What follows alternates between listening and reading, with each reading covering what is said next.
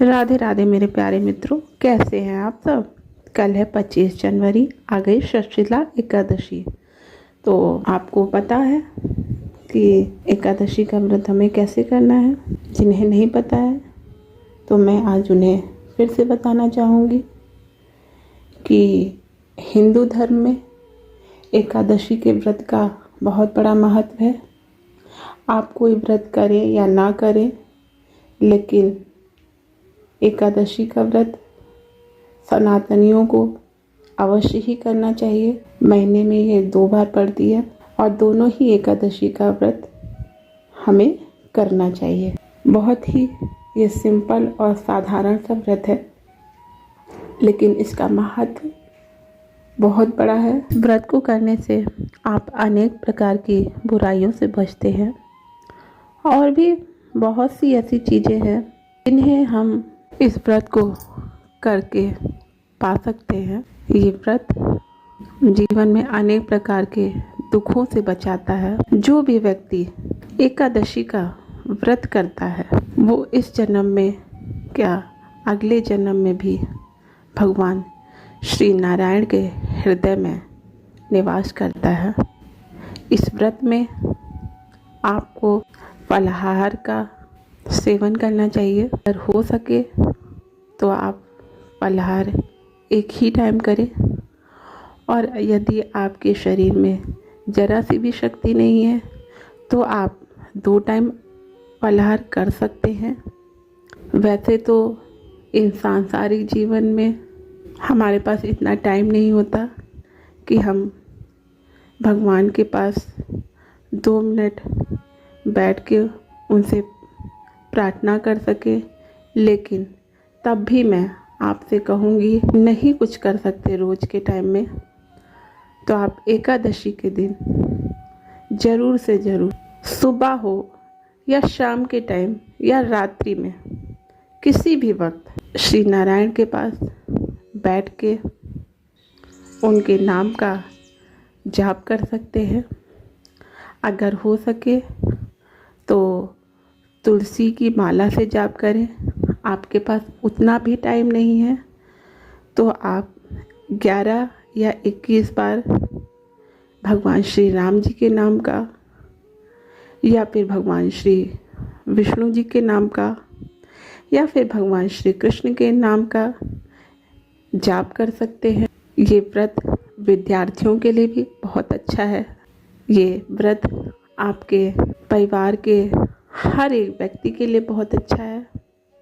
जो इस व्रत को करता है वो सभी दुखों से मुक्ति पाता है।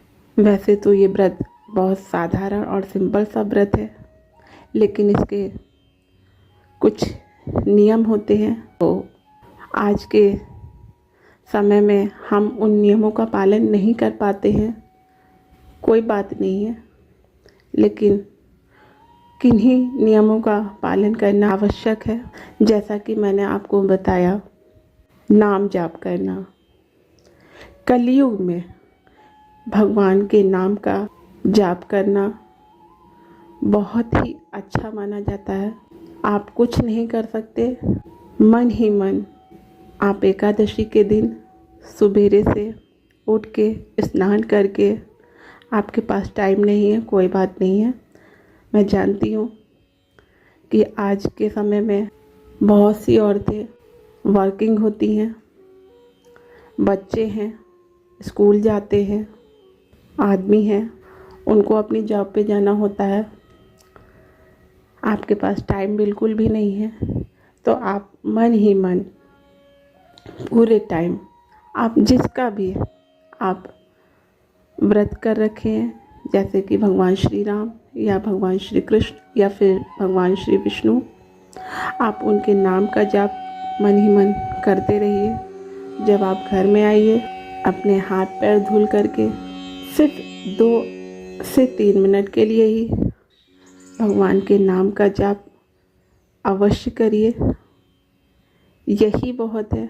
इतने में ही भगवान श्री नारायण प्रसन्न हो जाएंगे और आपकी हर मनोकामनाओं को पूर्ण करेंगे।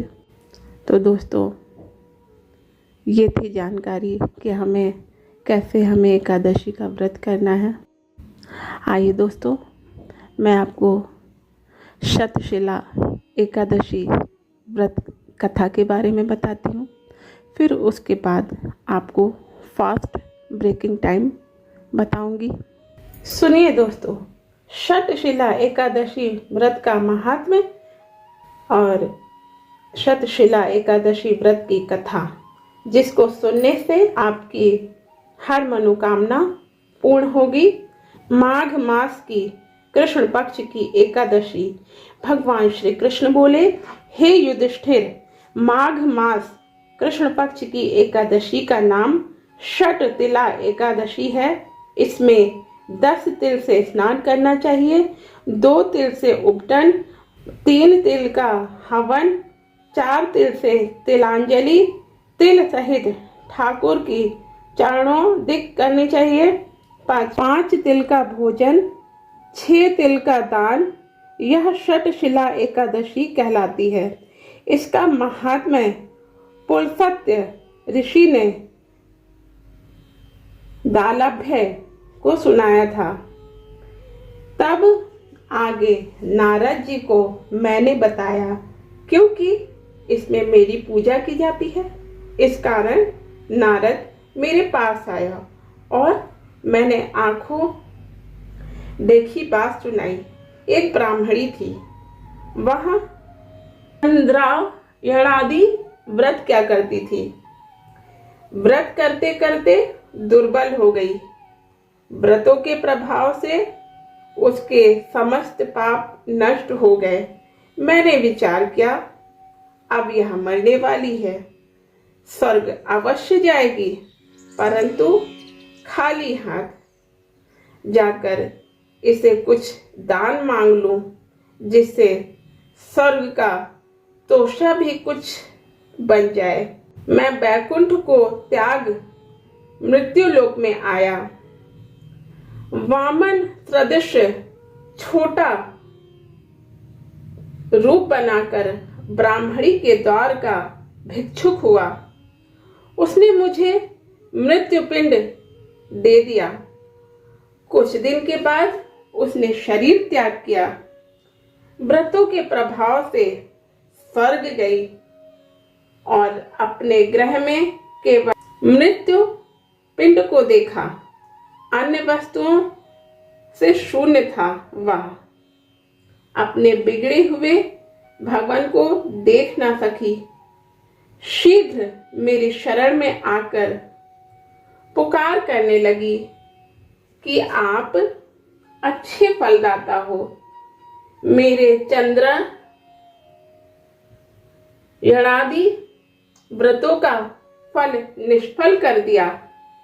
मैंने उसे उत्तर दिया, जो व्रत आपने किए पापों को भस्म कर वह स्वर्ग में ले आए हैं, और जो हाथ से दिया वह भी आपको मिल रहा है। ब्राह्मणी बोली, यह दरिद्रता अब कैसे कटेगी। मैंने उसे कहा, जैसे नई बहू को नगर में स्त्रियां देखने आती हैं, वैसे तुम देवांगना देखने को आएंगी। तुम द्वार बंद रखना। प्रथम उनसे शतशिला एकादशी का महात्म्य सुन लेना। बिगड़ी को बनाने का सुगम उपाय यही है। वह ब्राह्मणी अपने भवन में गई, द्वार बंद कर दिया। देवकन्या दर्शन को आई और कहा, द्वार खोलो, मुख दिखाओ। ब्राह्मणी बोली, पहले मुझे शतशिला एकादशी के महात्म्य को सुनाओ। देव स्त्रियां बोली, बिगड़े हुए भाग को संवारने वाली शतशिला एकादशी गौ हत्या, ब्रह्म हत्या इत्यादि महापाप करने वाले को भी मुक्त कर देती है। द्वार खोला तो मृत्यु पिंड का आम बन गया। जब व्रत किया तब सारे ग्रह में नंदन वन की विभूतियां प्रकट हो गई। इस व्रत में एक तिल दान करने से 1000 वर्ष तक स्वर्ग मिलता है। इस व्रत में हमें क्या फलाहार करना चाहिए? इस दिन मुख्य रूप से तिल पट्टी का सागर। शास्त्रों में लिखा है तिल व खोवे से बनी हुई सामग्री का सेवन करना चाहिए। दूध, फल आदि भी ले सकते हैं। तो दोस्तों, ये थी षटशिला एकादशी व्रत की कथा और उसका महात्म्य। आइए दोस्तों, मैं आपको षटशिला एकादशी व्रत का फास्ट ब्रेकिंग टाइम बताती हूँ, जिसे आप सही समय पे करना होगा। यदि आपका पारण सही समय पे नहीं करेंगे तो आपको इस व्रत का फल नहीं मिलेगा। इसीलिए मैं आप इसके पारण टाइम का समय बताती हूँ, ताकि आप लोग भी अपने इस व्रत को अच्छे से कर सके और आपको इस व्रत का फल मिल सके। तो दोस्तों, आइए मैं आपको इस व्रत का फास्ट ब्रेकिंग टाइम बताती हूँ।